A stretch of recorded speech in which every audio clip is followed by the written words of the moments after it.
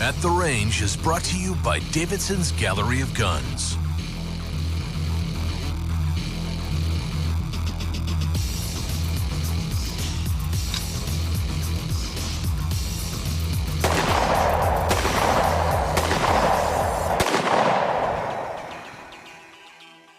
You know, Eric, our old friend Jeff Cooper would be so pleased to see how popular his 10mm has become. I mean, it's really starting to catch on. And I tell you what, a lot of people don't really understand it, but the 10mm is kind of like a supercharged 40 or a 40 Smith & Wesson on steroids. It's a very powerful pistol. And now, in the XD-M10 from Springfield Armory, we got more choices. Absolutely. We've always been a little shy in terms of polymer frame, striker-fired pistols, but now Springfield Armory has answered with these new XD-M10 models.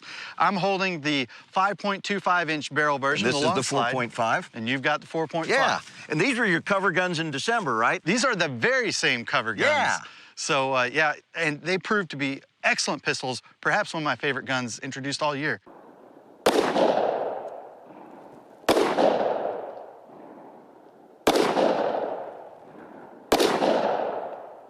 Even though they are different in slide lengths, they share a lot of the same things. I mean, the frames are the same, and you'll notice this one has a slide cut. Right. And now what does that buy you? So what it does is it matches the weight of the slide. The mass of the slides between the two guns are the same, which means it shares the same recoil spring and guide rod assembly and other internals.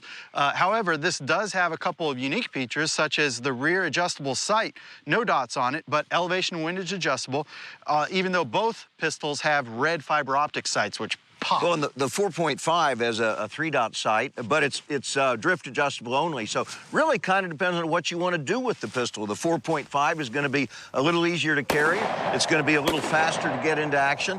But if you're looking for defense, the 4.5 is probably the way to go. But if you're actually going to hunt with the pistol, then the longer barrel with the adjustable sight is going to be the way to go. Well, and I noticed in terms of accuracy, this 5.25 was incredible. I was with Rob Latham at Gunsight, and he managed to shoot a 1.4-inch group at 25 yards with this. I mean, that's crazy. Well, surely you can do better than Rob Latham. You know, I got like 1 3/4, but these are still sub-2-inch capable guns. That's fantastic. And they're, you know, of course, I have my left-handed affliction. Now, these are very, very ambidextrous pistols. Yep. They come with interchangeable backstraps so that you can adjust it for your hand. Now, this is the medium, which really fits me very, very well. But depending if your hands are a little bigger, a little smaller, you can customize it. And, you know, it's amazing how controllable this pistol is. But even though it's polymer frame, this is not a lightweight. No, I mean, we're at 1 pound, 15.8 ounces is what we measure these pistols to be, almost 2 pounds.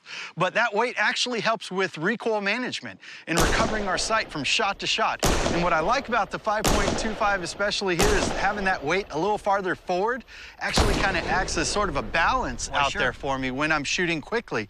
And if you go to add a light such as this Streamlight TLR-1 HL, it's another barrel weight on there. And suddenly, whereas the 10mm might have been a little intimidating for recoil control, it's very controllable in these pistols. You know, Eric, with 15+1 capacity, this is a real powerhouse. And it's a safe pistol, too. I mean, we've got the USA trigger safety, we've got a grip safety in the back, there's a striker safety on the inside, you've got visual indicators such as a loaded chamber indicator and a Cox striker indicator in the back. Hey, the Springfield XD-M10 in 4.5 or 5.25, you can carry it with confidence for hunting or for defense.